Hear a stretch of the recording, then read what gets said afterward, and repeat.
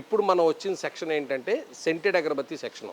ఈ సెంటెడ్ అగరబత్తి సెక్షన్ ఏంటంటే మార్కెట్లో రకరకాల కాంపిటీషన్ ఉన్న ఉత్పత్తులకి కాంపిటేటివ్గా మేము కూడా సెంటెడ్ అగరబత్తీలు తయారు చేస్తున్నాం అన్నమాట. ఈ సెంటెడ్ అగరబత్తీలు ఏంటంటే జస్ట్ చార్కోల్ అగరబత్తి, ఇది చార్కోల్, దీంట్లో ఏముండదు, చార్కోల్ గమ్ము, స్మెల్ కూడా ఏముండదు మేడం, ఇది స్మెల్ కూడా ఏముండదు. దీనికి సెంట్ స్ప్రే చేస్తారు, ప్యాకింగ్ చేయడం అంతే. ఇది సెంటెడ్ అగరబత్తి. ఈ సెంటెడ్ అగరబత్తి దీనివల్ల మంచి జరుగుతుంది అంటే ఇట్స్ ఆల్సో గుడ్, బ్యాడ్ ఏం కాదు. కానీ దర్బార్ బత్తిలో ఉండే ఆ వనమూలికలు దీంట్లో ఉండవు, దీంట్లో ఉండవు. బాగుంది సార్.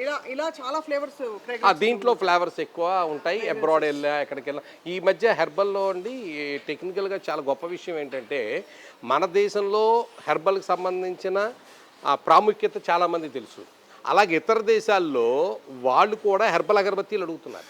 ఇతర దేశాల్లో వాళ్ళకు కూడా నాలెడ్జ్ వచ్చేసింది. ఆఫ్టర్ కోవిడ్ తర్వాత వచ్చిందో మరి వాళ్ళు చదువు ఎక్కువ కాబట్టి వాళ్ళు ఏమైనా నాలెడ్జ్లోకి వెళ్ళారో తెలియదు, కానీ వాళ్ళు కూడా న్యాచురల్ ఇంగ్రీడియంట్స్తో అగరబత్తీలు అడుగుతున్నారు. అవి కూడా తయారు చేస్తాం. దానికి స్మజ్ అగరబత్తి అని పేరు పెట్టామన్నమాట. అది కూడా చూపిస్తాను నేను మీకు ఇప్పుడు.